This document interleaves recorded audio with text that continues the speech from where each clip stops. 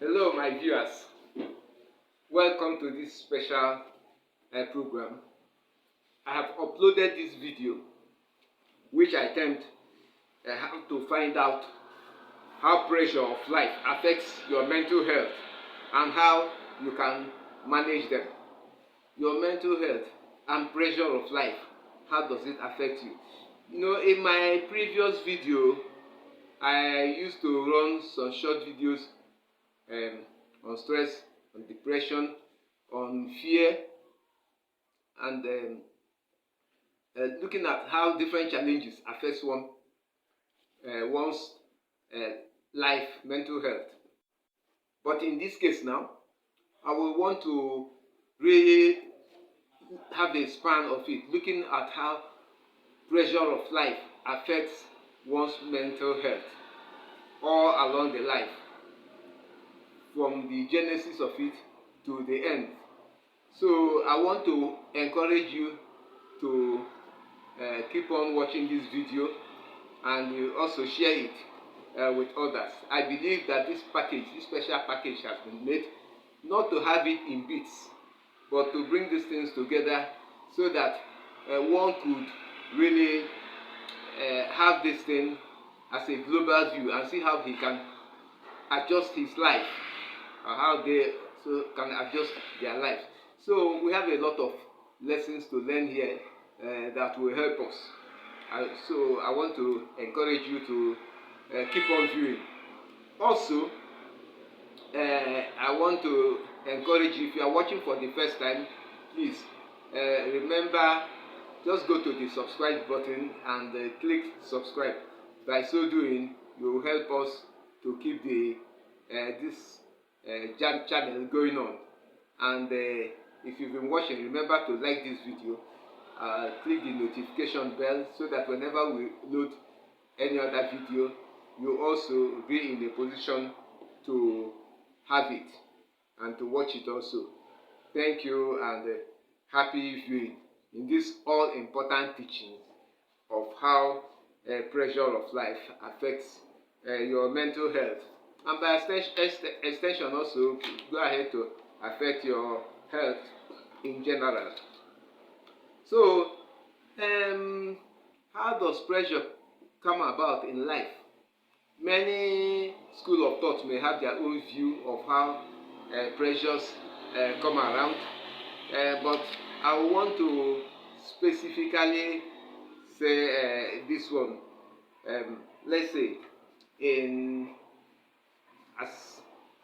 as a Christian, in the Bible, in Genesis chapter 3, verse 17 to 18, I just want to read out somewhere there. Here we have this issue of sin bringing about problems, as well as and also pressure in life. Verse 17 says in Genesis chapter 3, and this verse 17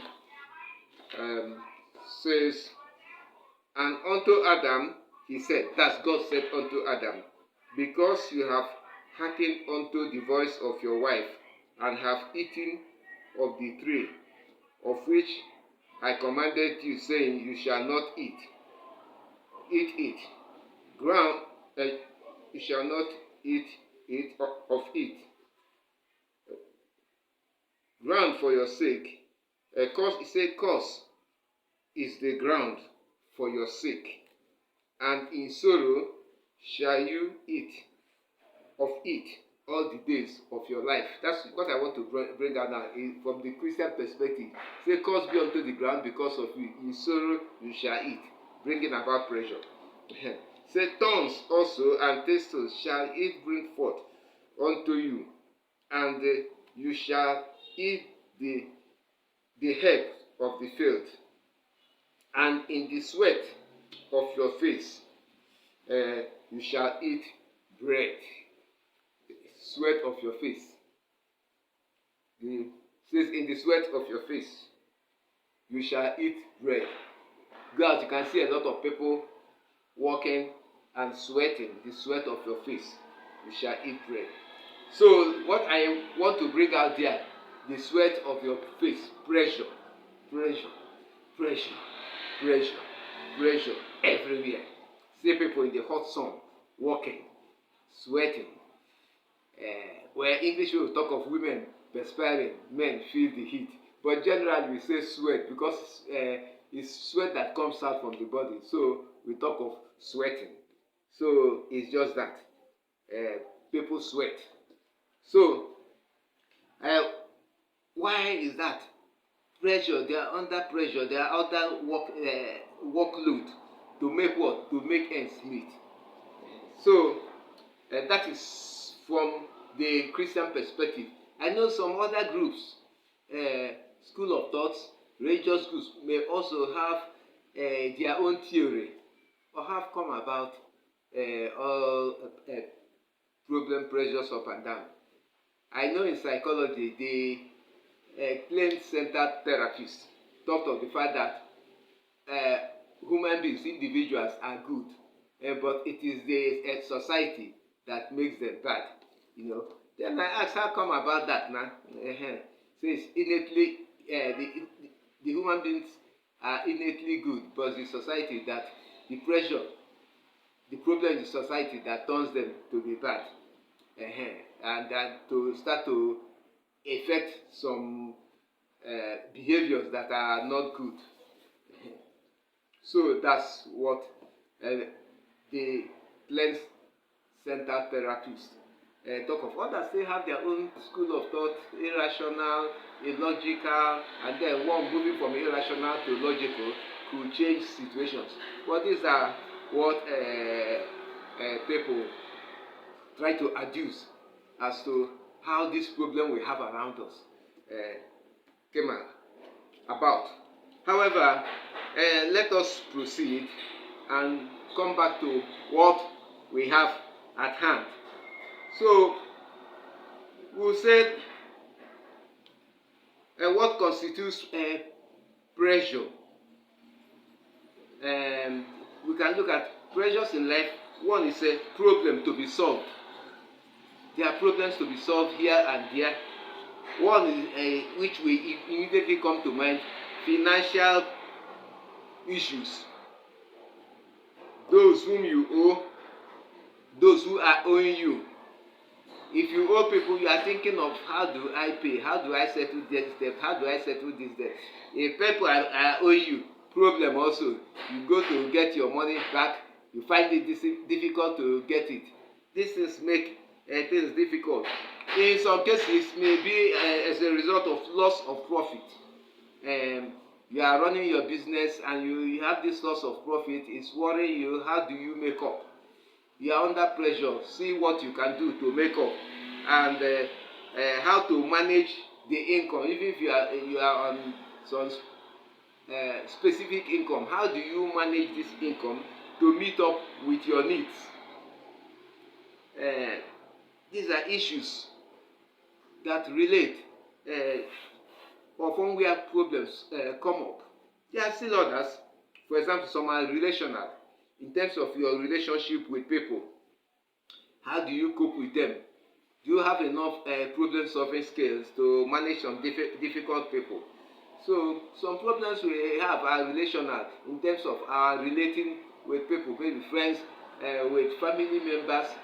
Try to meet up with the demands of what they are expecting of you or their expectations. Then the third is aspiration. What you are aspiring to, targets to be met, grounds to cover.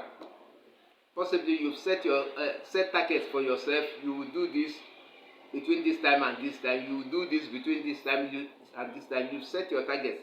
But often targets set like that doesn't really come forth that way. So you now find out that you may really trying to work harder. As you are working, some unforeseen obstacles will be coming on the way and will be overturning the efforts you have made, and you are trying to work to still meet up with what you've targeted. That is also pressure. So by trying to meet people's expectation, Okay, are you trying to meet people's expectation? Are you trying to please everybody?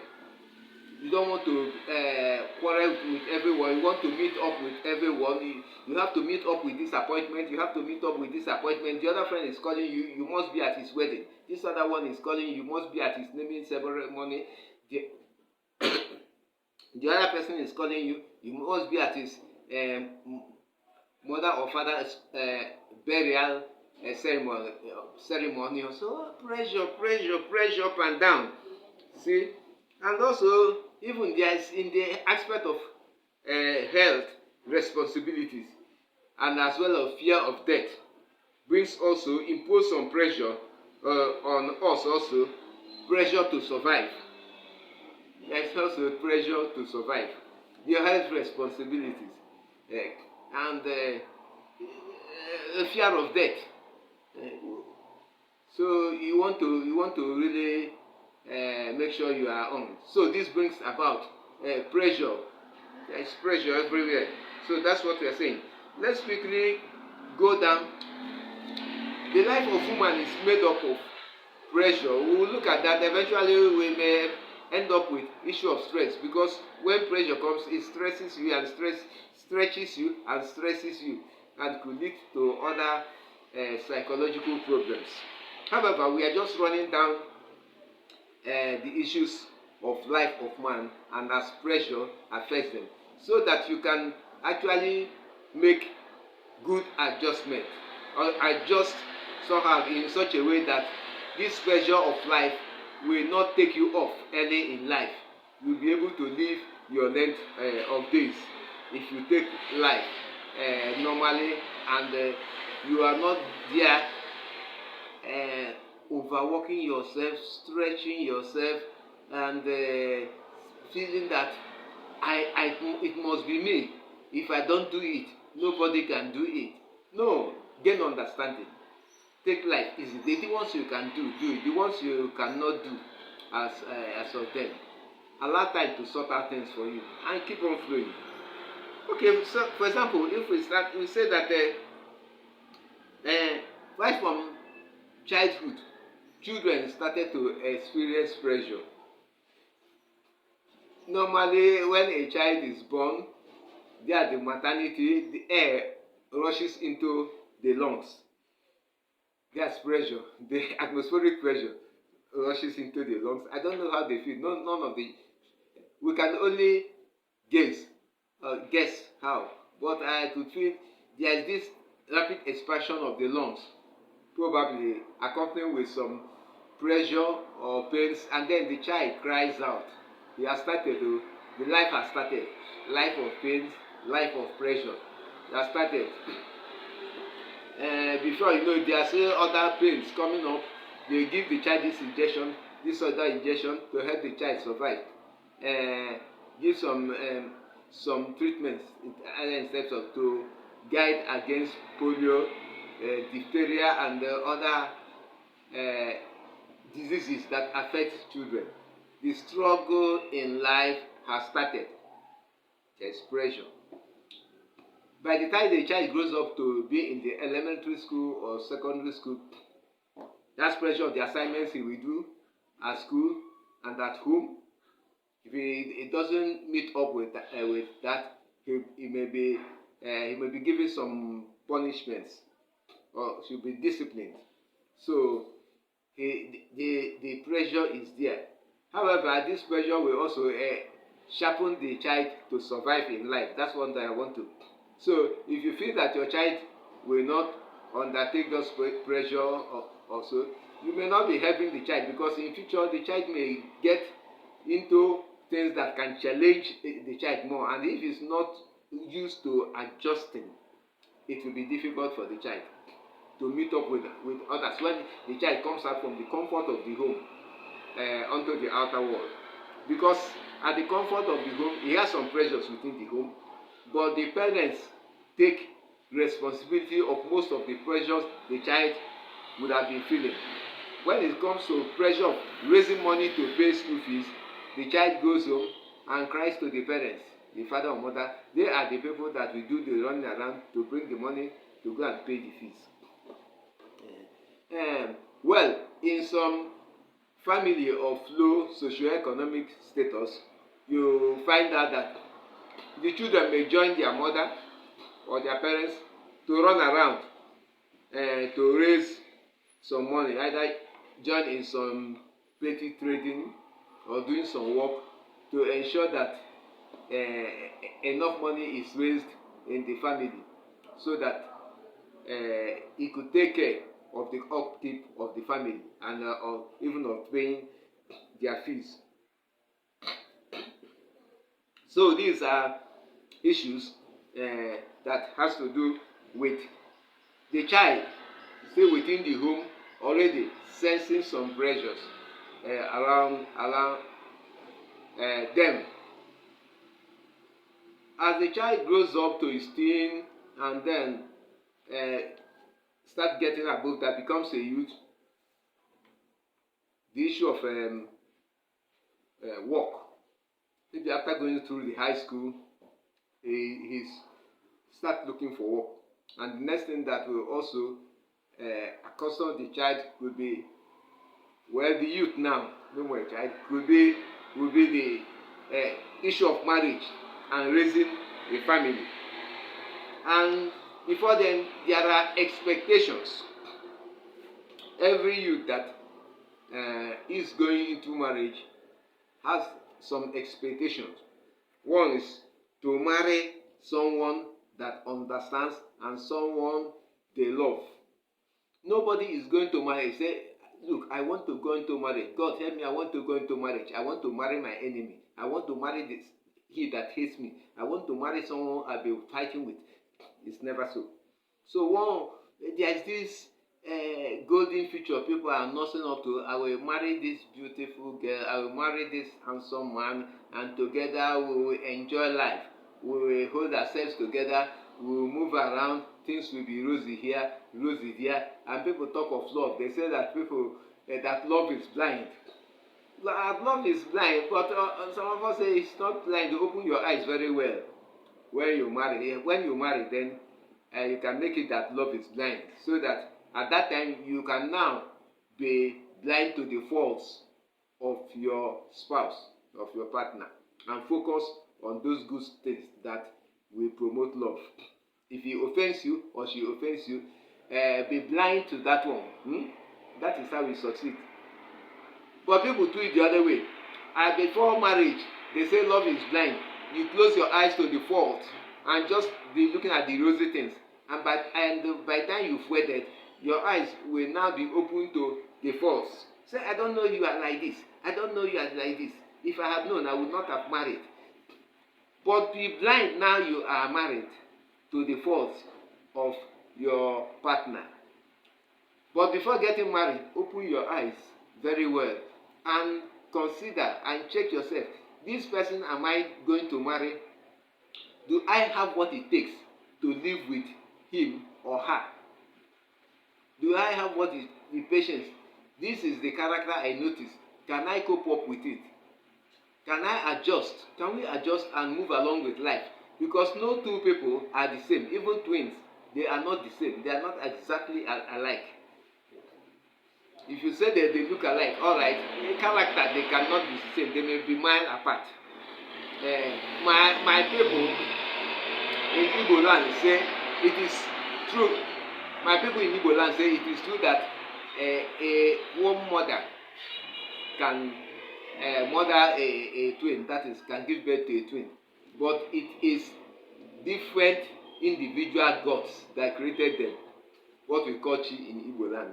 Meaning that it represents their mind, their personality, their person. So even though we may say that they came from the same womb, they look alike in the flesh, but they are of different spirits, different ways, different soul, different minds, different character. So that is it. So there is need. Then we said people look forward to the person they will marry, whom they will be able to spend life with in a happy way. The other one is that some may want to say, let me marry somebody that is rich, so that all the problems I'm facing now, all the pressures I'm facing now, these things will be things of the past. with the money we will be able to buy a rosy life, enjoy our life, and we just wake up, eat and drink, and from there we move to one place of enjoyment, and another place of enjoyment, and everything will be so rosy.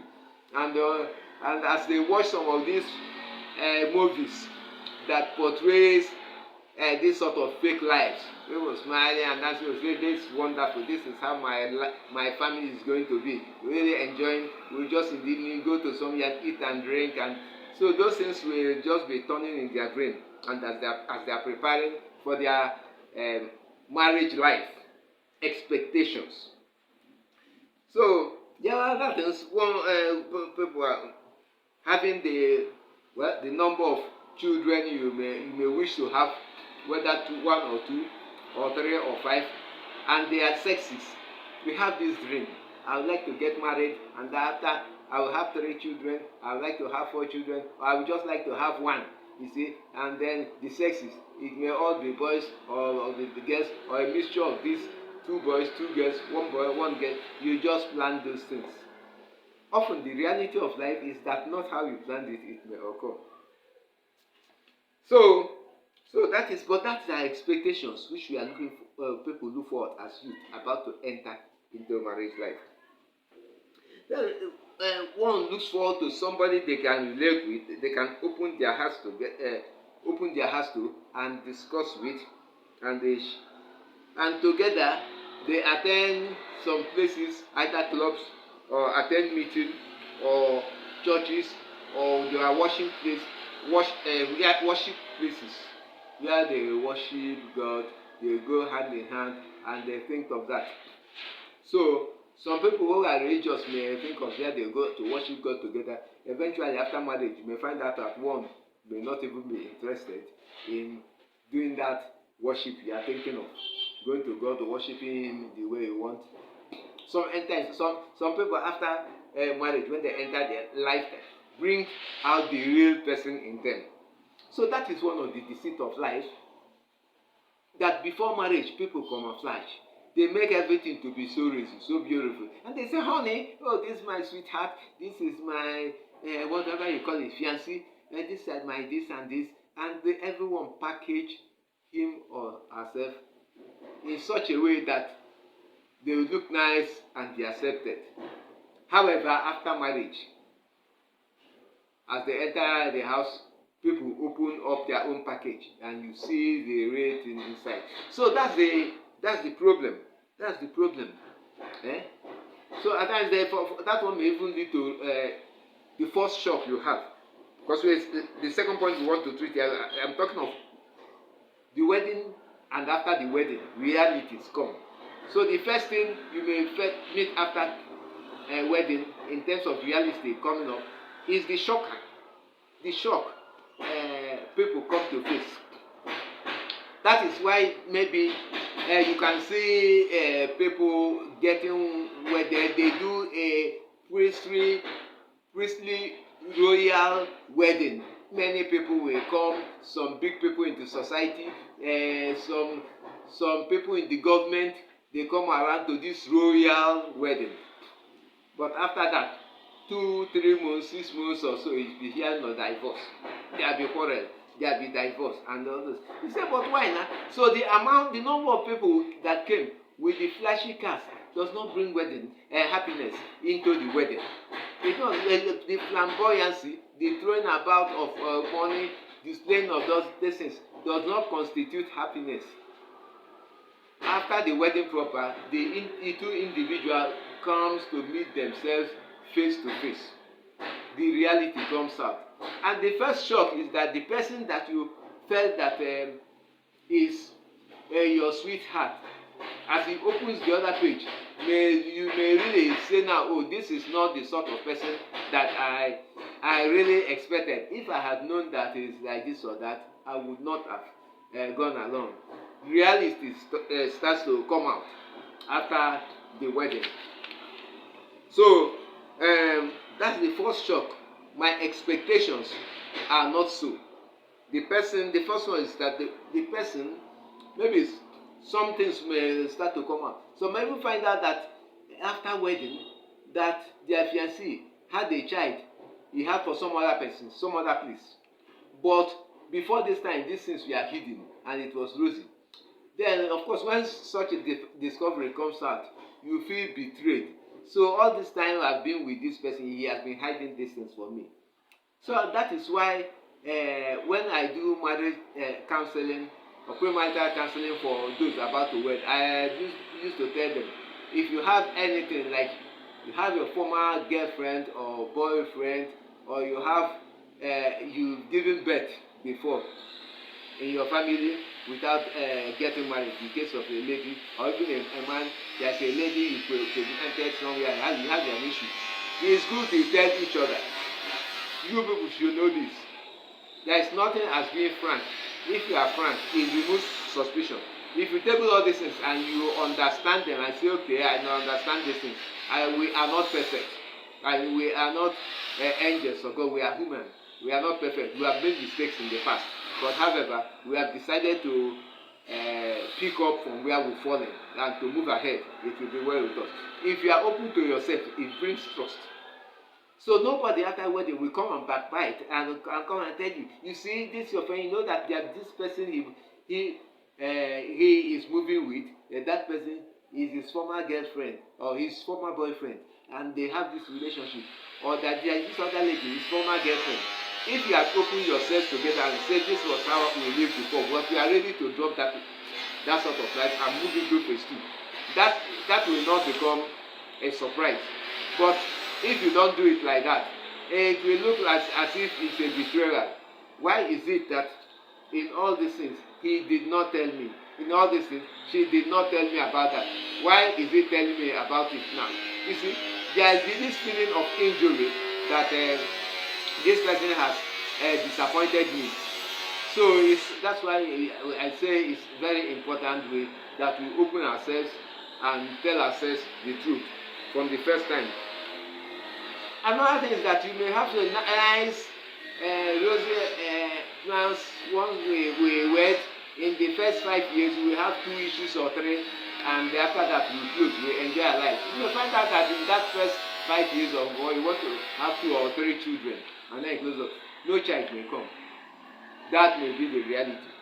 Or it could be just girls coming, the boys will not come, or boys coming, girls will not come. You may not even get the number of the combination you want in terms of the sexes of your children.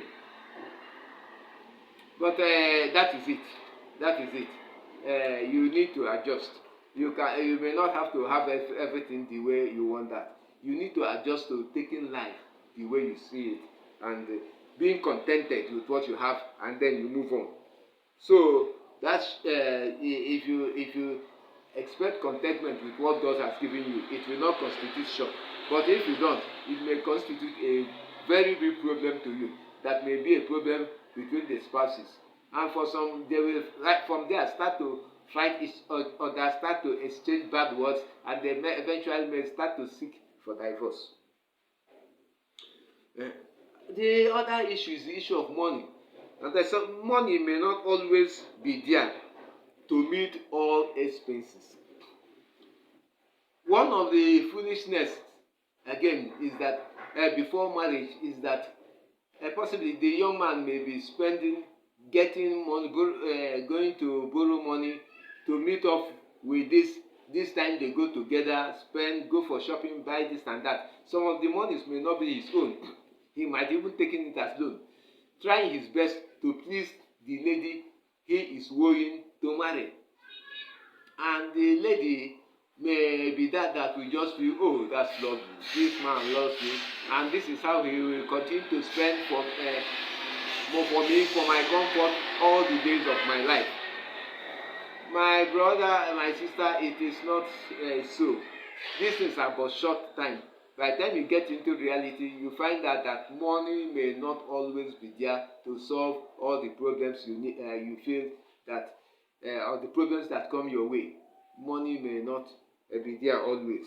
So you don't start getting agitated Why is the money not here now? Well, before we married, he was bringing out money. Now he can no more bring money. Maybe there is some other person that he's going to give the money to. There are some girls, some other place he has that is now consuming his money. And because of that, you start to set trap. It's a suspicion, this and that. Start to set trap and here and there to know whether you catch this other fellow woman, the other place that is interfering and taking your husband's money. The marriage, the bond of marriage will start to break down. The love will start to die, being replaced by suspicion, disintegration, and disgust. So another thing is when this thing I talk another thing is that the change in behavior may start occurring with the onset of pregnancy. Well, that one we know that one is being taught that in pregnancy we try to educate the people. At times the lady, because of the way she found herself, may not feel okay, or the body may not be good for her. At times she may be irritated, and we tell the husband to try to manage the situation, try to cuddle her, try to show her love, that at times she may not be feeling okay because of her situation. So the two must also understand that and try to manage life and not allow that to be stressful unto them. So we have now pointed out certain things expectation brings which we may not see when it comes to reality, that may constitute a shock. Then the other thing is we talk of challenges and adjustments that will follow at marriage. What are the challenges? What are the adjustments that could follow? Now, being well adjusted, there is need for one to be well adjusted. Having a good adjusting skill to be able to adjust to situations and circumstances. It is not for the man alone, it is not for the woman. There is the willingness for the two to be willing to adjust. If money is not coming in as you have expected before your marriage, adjust to that.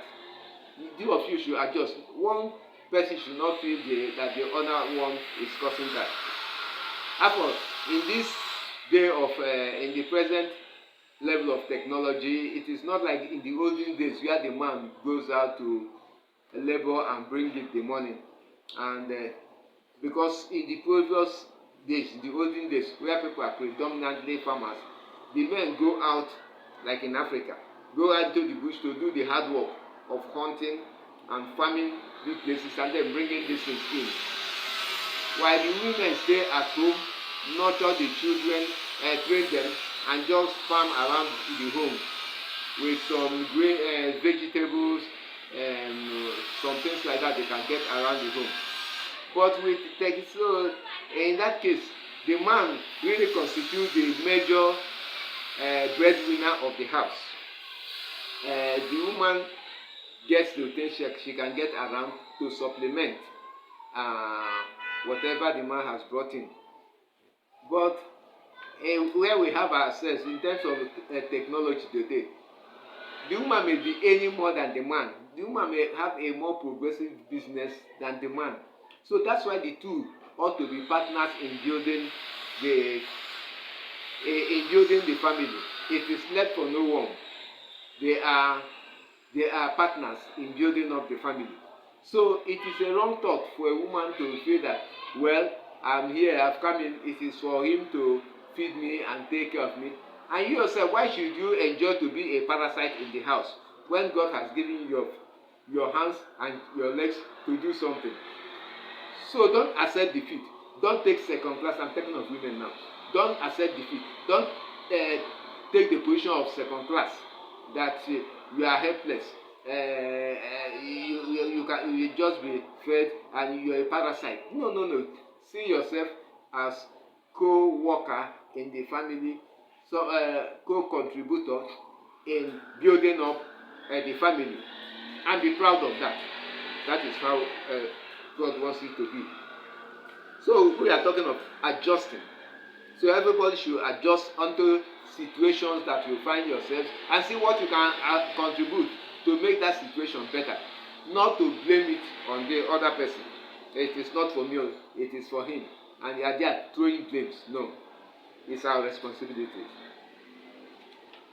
And one thing we have to know, the couples, as you enter there, possibly many places in our marriage counseling centers or even in the churches, people who are well trained in this will encourage people, let the couples know that they are coming from different backgrounds.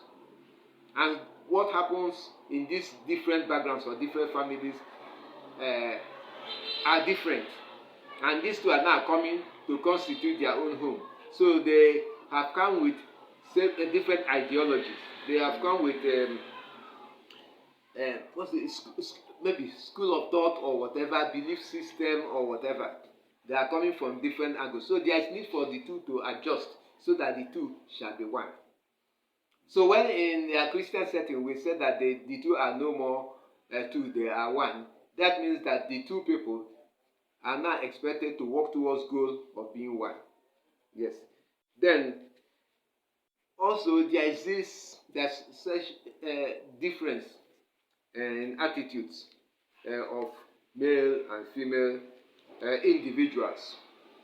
So behaviors, in terms of behaviors, in terms of temperance and temperament, in terms of reasoning, there could be varied way they do, either because of the background they came from, their socio-economic background of their family, or because of their sexes, male or female. So that should be taken into consideration to make adjustment. Then is the other hidden characters, traits may start coming onto light. As you relax, there is nothing that you can hide forever. Some other hidden characters you tried to push underneath before, you can not manage it for a long time. It will start to come up. But understanding adjustment will make you adjust totally to have to be able to meet up and adjust. Each person ought to adjust onto each other so that things will be well with you. Other things could be, where you may have some difference, it could be in taste, maybe taste for fashion, taste for the type of cloth you wear, taste for the type of food you eat also. All these things, there are differences there.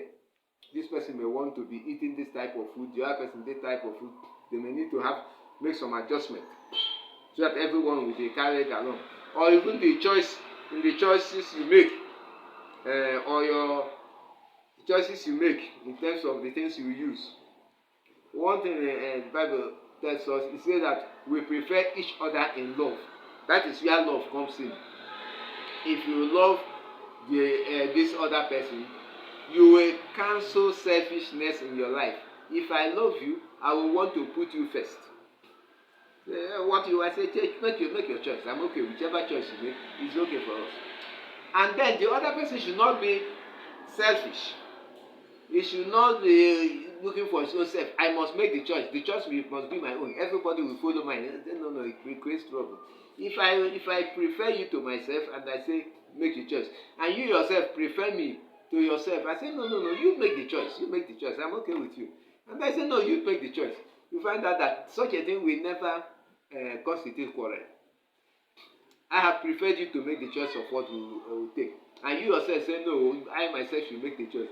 At the stage, you as we talk about maybe one person may eventually use. Say, okay, if you say so, okay, I take this color, or I make this choice. And it's okay, let's go on with that. That is where the love is. The love is not on selfishness. It must be my own way. I must get it my own way. The love is in seeking the first, seeking the preference of the other person.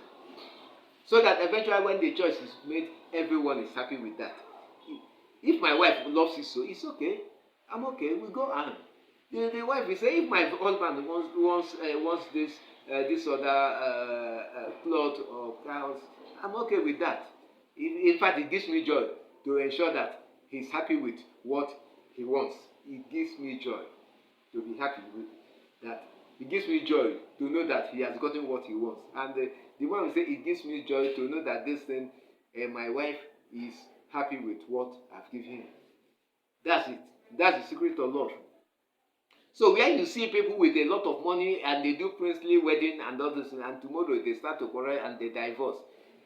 The underground, the bane of contention is selfishness. Everybody came as a lord of his own princely family. And as he enters there, he says, look, in my family, everyone there treats me as a queen. And here, everyone will bow to me. I cannot take second class position. The man will say, yes, in my family, we are rich people, we are princes, and I'm treated as a prince. And everyone bows to me. So as I enter my own home, everyone must bow. My wife must bow. I am the king. Two otters, two captains cannot be in a boat. There must always be one captain on a boat. So my people say that there must always be one captain. But where you do have two captains in this boat called a family, things will not work out. The person may want to turn the rudder this way so that the ship will go this direction. The other person will say no, it must be this direction. What happens? Fracas, problems, up and down. So these are the basic things people ought to know. You don't buy it with money. Then you get these things by listening here and then counseling, meeting the people that are ready to give you good and godly counsel. God has given us secrets to survive in life, and if we follow godly counsel, I'm sure we'll make it. So other things is as you said, I say you adjust to choices. You even adjust to in-laws, how you relate to your in-laws and the friends and colleagues. After marriage, there may be some adjustment in all this. If there is, as you as a newly wedded wife, if there is this your friend, your same sex girlfriend, you used to spend hours with, talking and talking and talking and talking. Now you are married, you can't go and stay and then you'll be talking and talking again because you have attention to give to your husband. If she comes like that, spend some time, send her home, let her go to her place and allow you and your husband to stay. Because before you know it, in the multitude of words, the Bible says, sin is not lacking. You will start to engage yourself in some discussion and that will bring a problem at home. Or your husband will start getting dissatisfied with all this time. This lady is here. What else are you people talking? Can't she go to her house? Can't she go to her?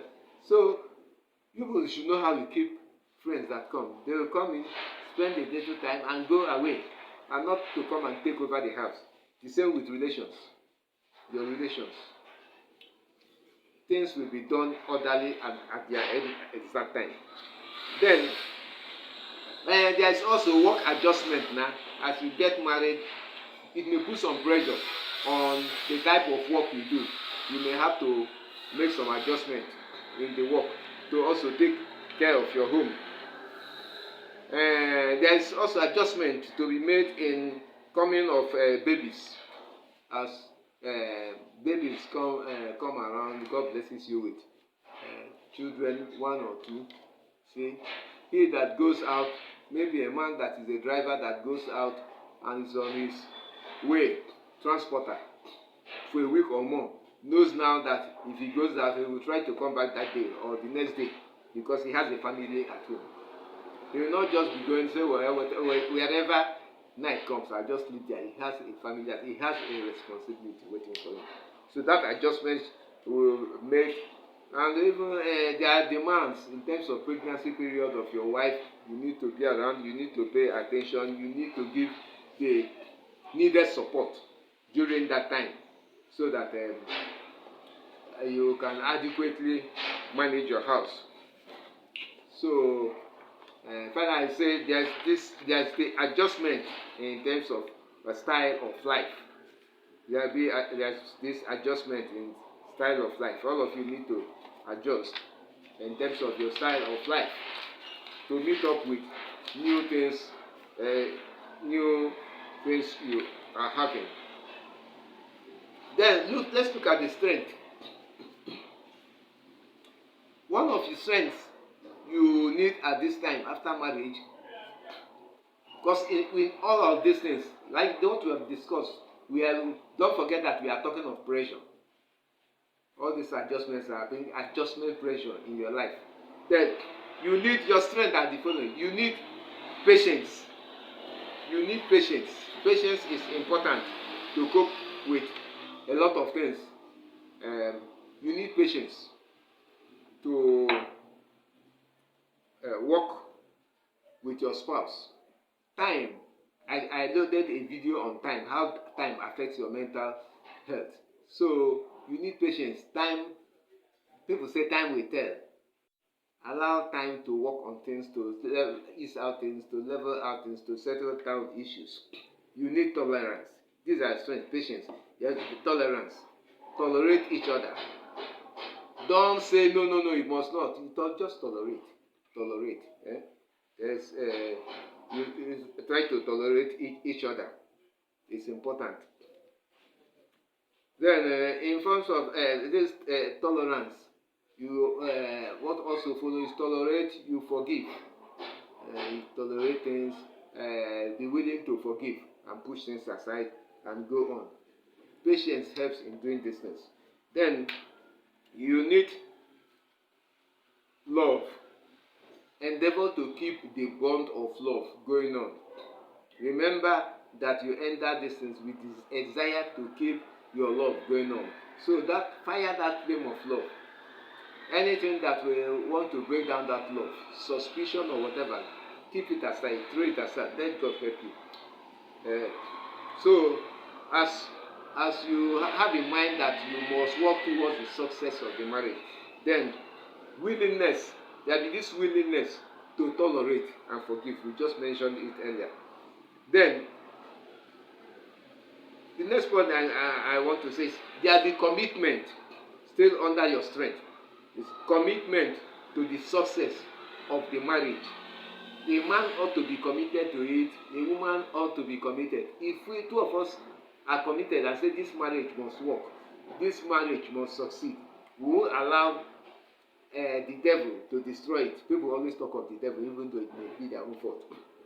But we will allow bad people or the devil to destroy it, and you are committed to the success. You make the sacrifice that is involved. If the sacrifice involves tolerance, involves patience, involves some necessary adjustment, you make it to ensure that the marriage succeeds. I say resolve to make it succeed. You too should resolve to make the marriage succeed. I think such a thing should be well taught even at the marriage, at the wedding ceremony.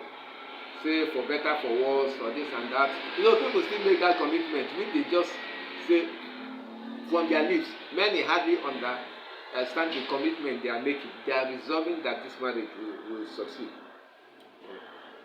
So when you resolve that it will succeed, you hold on to that and garnish it with hope. Hope for a better future. It shall be well. It shall be well. And even now it is well. Insist on that. Insist on acting, confessing positively. Insist on acting positively. And that which you are doing will be yours. Let not hope divulge you.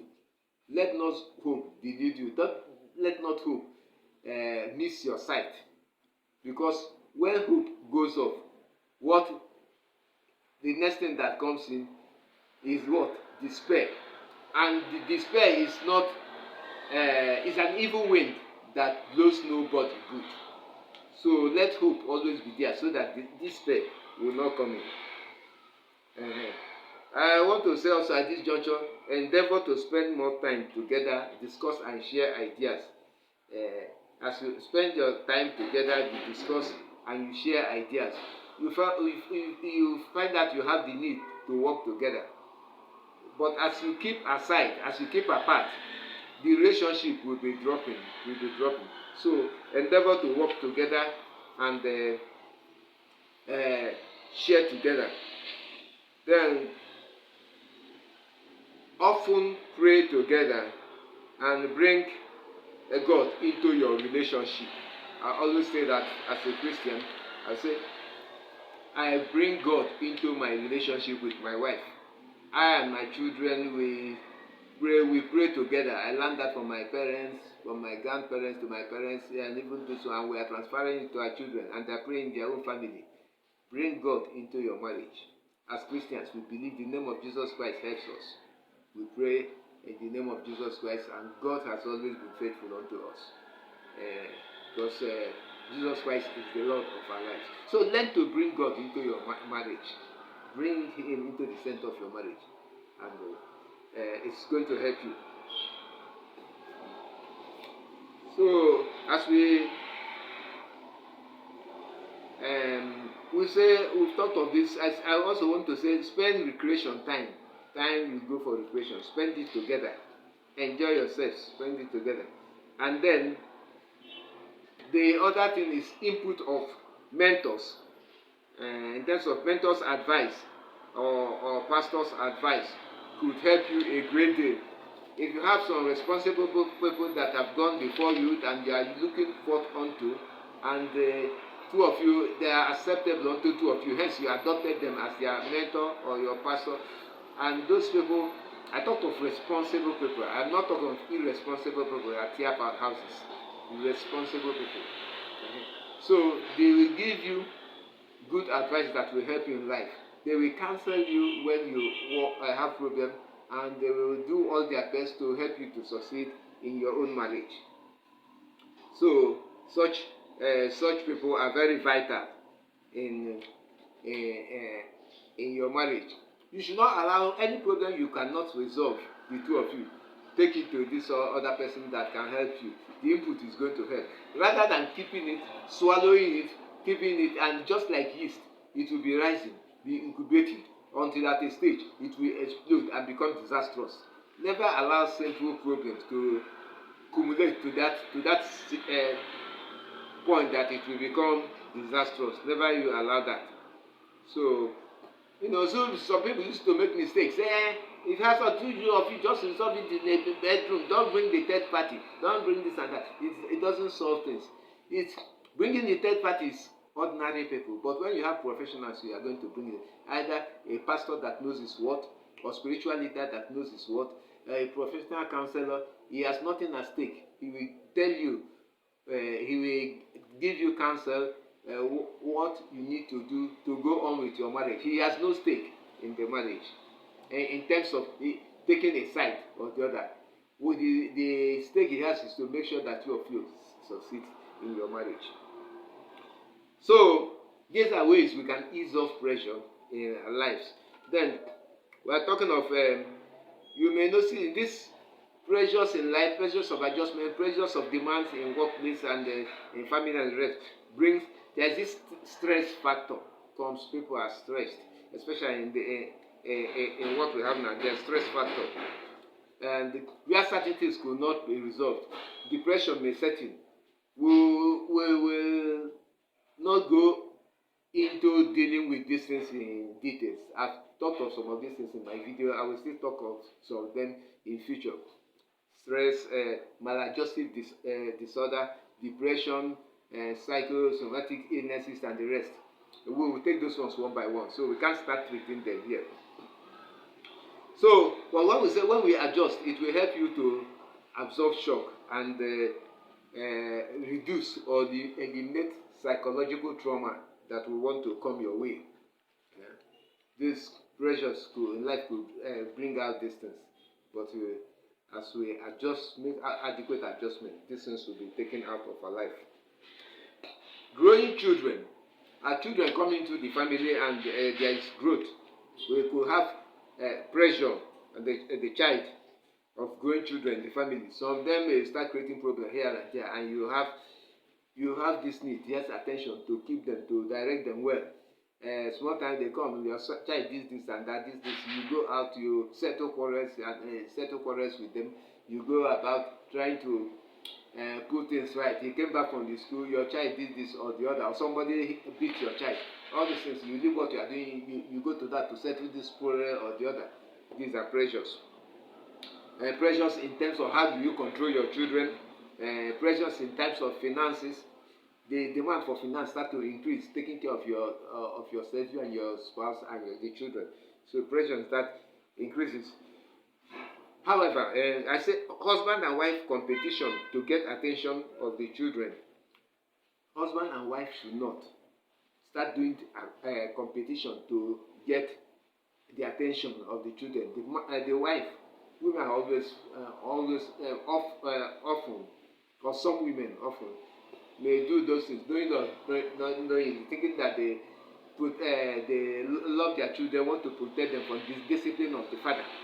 And the children will not see that the mother is on their side to raise them, and the man is the wicked man. It's not so. And neither should it be the other way around. The man trying to make the children feel their mother is a witch or a wicked mother. He's the one struggling to make sure that they grow. Better you start that. If you do that, you are destroying your family. Rivalry of spouses is not going to help the family. So, and then the pressure in family. And there are also other pressures in family. Maybe responding to building of your own house. These are pressures that may come in the family. Then, as the children grow up, there is this other one we talk of, empty nest. Empty nest. And when they leave, you now come back to yourself. You, the husband and wife, you have your children. They grow, they graduate, enter into the world. You now come back to yourself. You, the man and the woman, and we now describe the home as a empty nest. Pressure comes to the man, especially when the daughters start having children. Like in our place, in Igbo land, if the daughter gives birth, your wife, who is the mother, will go and give some helping hand. There, we call it child visit for about a month before coming back.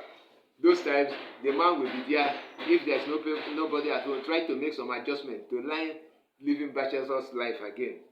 That's pressure. Aging will come as you have a number of them. The woman goes out. The man will start to adjust with aging. Loneliness will also try to set in. So stress could come as one is at home, and stress gives way to distress. The person becomes distressed. So we will not allow that to happen. We can foresee that a woman that goes out for child visit will come back. It's not like some women will go from that to the other one or stay longer than that. Let that man remain at home. That's his cup of tea. But before the man stays, before he's under some pressure of the other, the man will die at home. But if the two take care of themselves, they can live longer, all things being equal. But when stress comes, thoughts of death starts to come in and increase. As one is aging, thoughts of death will start to come in. As one is aging, he sees his mate has died, this mate has died, this mate has died. He could not but thinking, you'll start thinking that one day he will also go. At a stage, you say, well, I know that my own time is coming.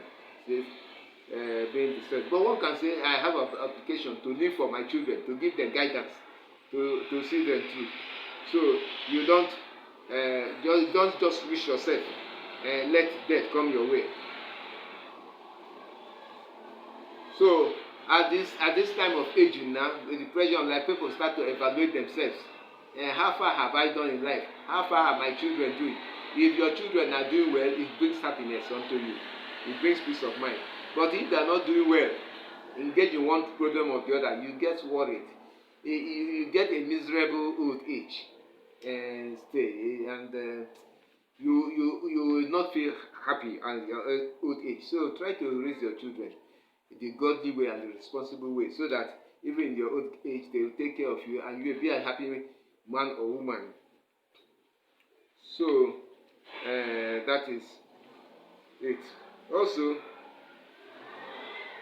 we want to say that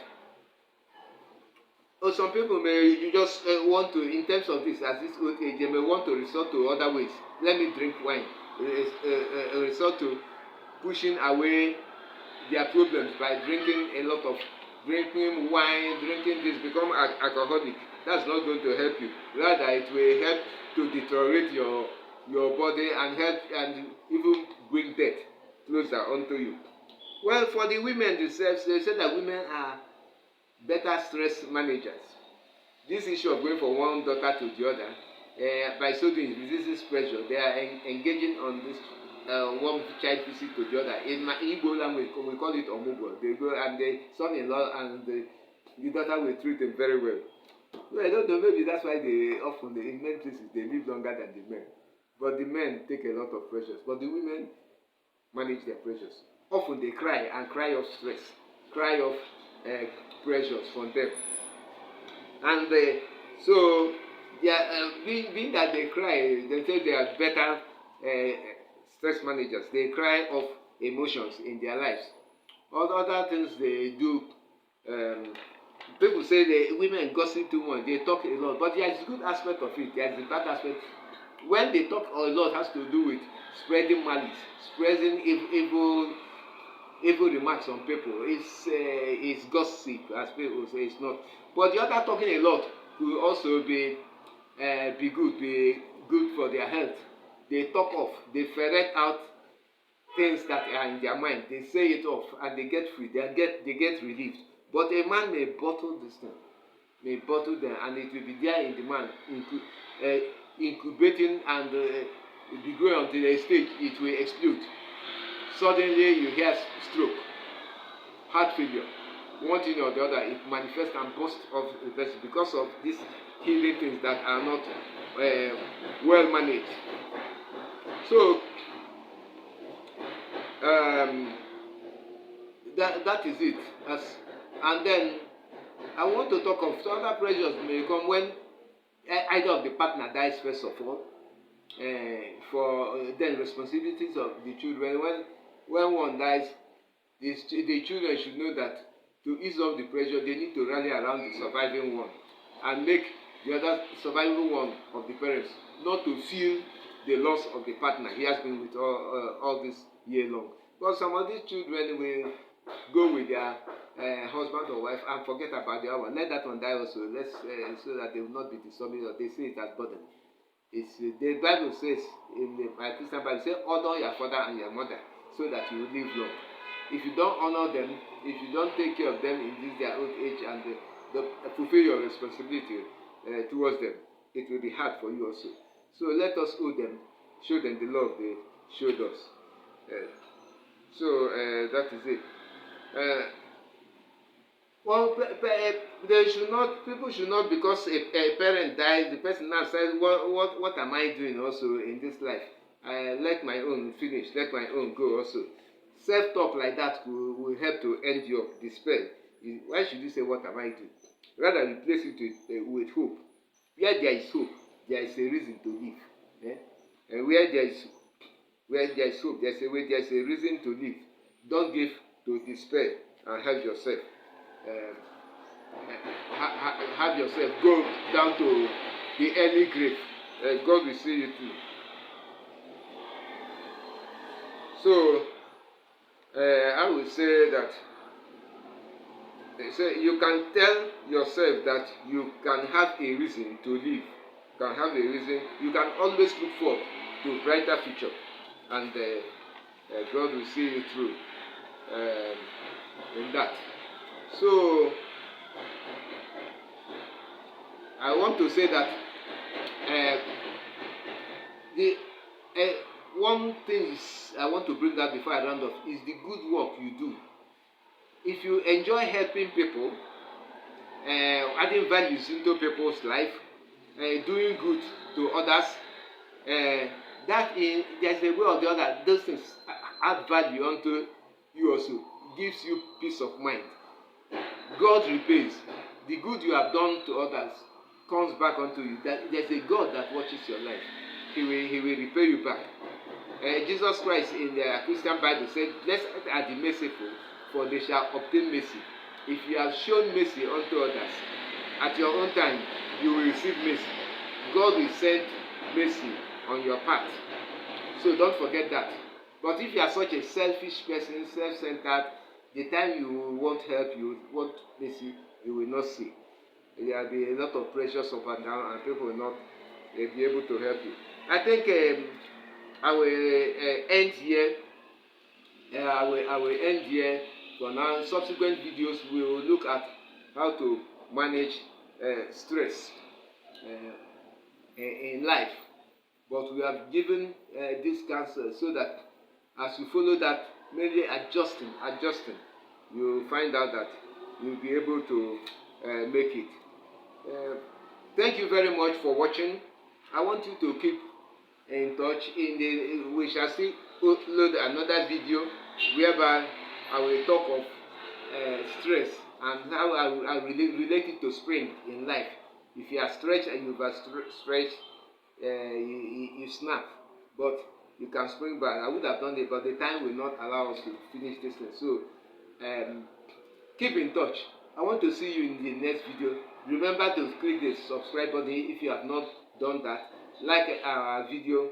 I want you to click the notification button so that when we put forth another video, upload another video, you know about that and you will join. Thank you very much. I'm so glad you are there with us for this long time. Thank you. So I will see you next time. We say pressure of life. So maybe I myself, let me go and take some rest also. I'll rest from the pressure. Thank you.